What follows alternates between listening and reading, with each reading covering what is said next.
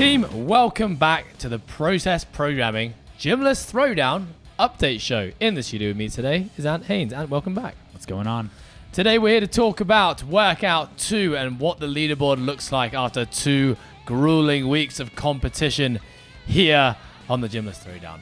This week was sponsored by RX Smart Gear. Thank you very much for supporting us on this workout. And your thoughts on this workout? Yeah, I know we obviously went over Alex and Lottie doing it together, and they were pushing the line. It was pretty fast, and it's actually been really cool to see a lot of people comment on their scores that they put up, that they took a lot away from the way that Alex did his devil's press, for example, bring the dumbbell straight down to the floor. The idea of quick transitions, where a lot of people didn't think about that before, so like tight equipment space. And saw a lot of people having brought in the overhead change and the dumbbell thruster, which I'm sure a lot of people haven't done in the past. So it was really cool to see that, and a lot of really quick times in the top 3 across all 4 of the groups. Yeah, and I think that's exactly why we started to bring in the athlete demos.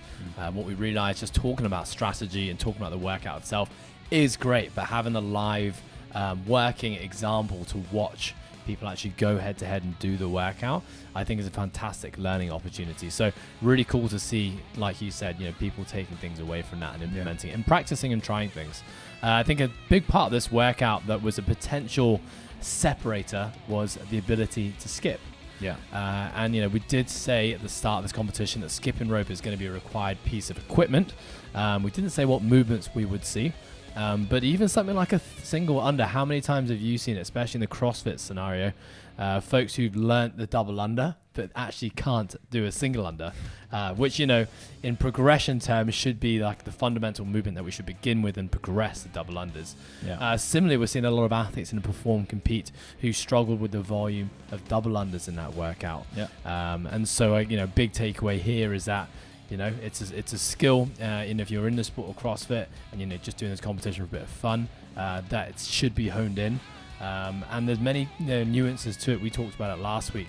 Picking a rope up and going straight into your first double under, or being able to go straight into a first single under is a skill that can shave valuable seconds in a workout, especially in a workout like this where there's 2 transitions into the skipping every round.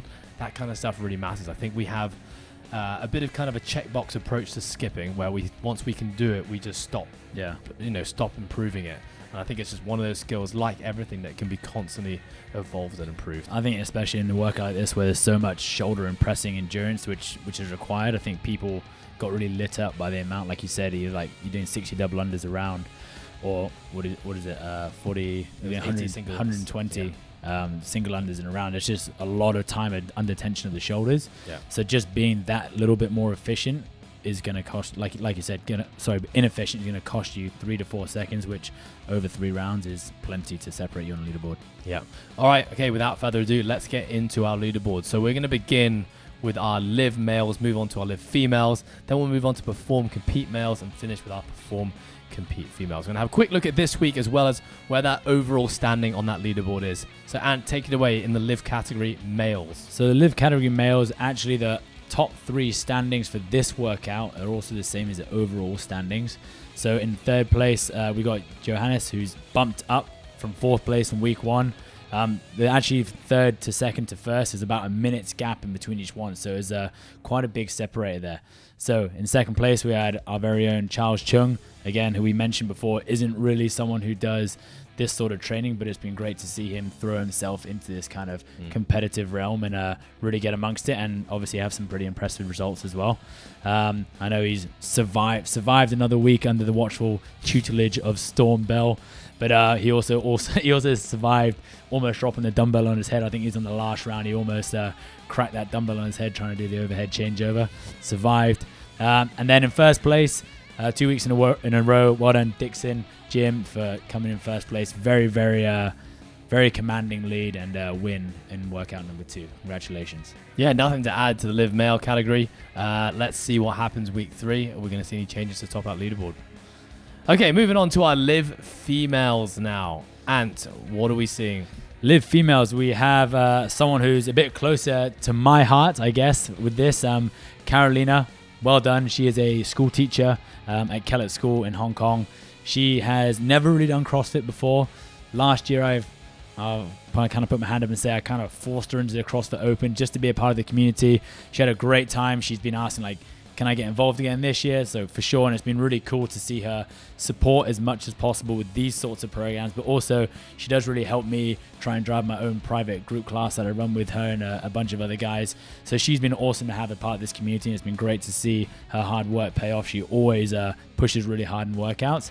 So she actually came second in this workout, but is standing overall in third place, which is tied with Jade Leota, who was up there as well last week. In terms of the second overall place, we have Ali, again, who was really, really dominant in week 1. Super impressive score. This week, a little bit lower down the leaderboard, tying in 6th place with a slightly slower time. But again, if you look at her time, she's in 6th place versus Carolina, who finished in 2nd. There's only a 30-second split there, so it was really tight on this workout as well. Again, probably came down to things like transitions, whether it's a dumbbell or to the skipping rope or small breaks here and there. And in first place, we have our Gymless OG, who we did give a shout out to last week. Marta, well done. You are now sitting in first place. Again, there's quite a commanding lead in this workout, winning by over 40 seconds. So that was awesome. Good stuff, Marta. Yeah, awesome work from Marta. And we look at the point spread now. You know, Marta sits in the top with 4 points. That has her 3 points clear. The second place, Ali, who's at 7. And then, of course, we got that tie at third place, 8 points. It'll be interesting to see how that leaderboard shakes up in the third week. Okay, now moving on to our Perform Compete males. Again, some changes to the top 3 this week. Ant, take us away. So in third place in this workout this week, we had Chris Lee. Chris, good time again, 8 minutes. I wasn't really expecting that many people to be finishing this workout. So to see people be going well below 8 minutes and 9 minutes is pretty impressive as well. So Chris finishing in third actually puts him into second place overall. Second place in this workout was Ian Christian from Indonesia. Yeah, so Ian's actually one of the coaches at one of our affiliate gyms over in Tetuka in Indonesia. So awesome to see him taking part in the Throwdown. He's also a really vital part of the Live, Perform, Compete program over there. Yeah. So kind of putting aside some time to actually take part in this Gymless community has been really cool. Well done, Ian. And that's bumped him up to 4th place overall. And then the winner of this week's workout, Patrick Heaton, that's a flying time of 6:56. Really fast. Yeah, so that's awesome. That's a super commanding victory on week 2. So awesome work, Patrick. That leaves our top 3. We have Pete McKee sitting in third, who was first in week 1. Then we have Chris Lee in second. Then we have Patrick Heaton. So after this week, he's really bumped himself up the leaderboard. And again, you know, looking at the point spread between the top 3, just 1 point between each person there. So we've got 4, 5, and 6 points. And of course, Ian, who's sitting in 4th, is just 1 point away from that podium spot. So again, all on the line for week 3. Our final leaderboard for this week is our Perform Compete females. And what's it looking like? Perform Compete females are very much the same as the Live males. So the 1, 2, and 3 from week number 2 is our same overall standings. So in third place, we have Carolyn Herold. Awesome work, 8:21. Again, a super fast time, something I didn't really expect to see, which is really cool. In second place, we have our very own Jenny Grant.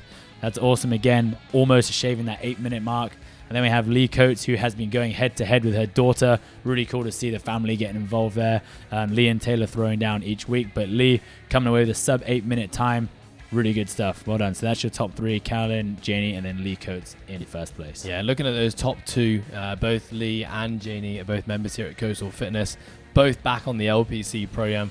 Both have full intentions to go out the CrossFit Open this year, but kind of saw this as a unique opportunity to kind of test themselves. And like you said, you know, Lee's been using this as a bonding time with their daughter Taylor, so that's been really cool. So well done to our top 3 in the Perform Compete female division. It's going to be a really exciting week 3. We look at the top of those leaderboards, and we know we have some fantastic prizes to be sent out to all of our divisions. Who's going to get their hands on that top prize? Only time will tell. And anything else from you before we wrap this up? Nope, nothing to say apart from good luck and make sure you still stay involved for week 3. And I'm looking forward to checking out Leaderboard. See you guys.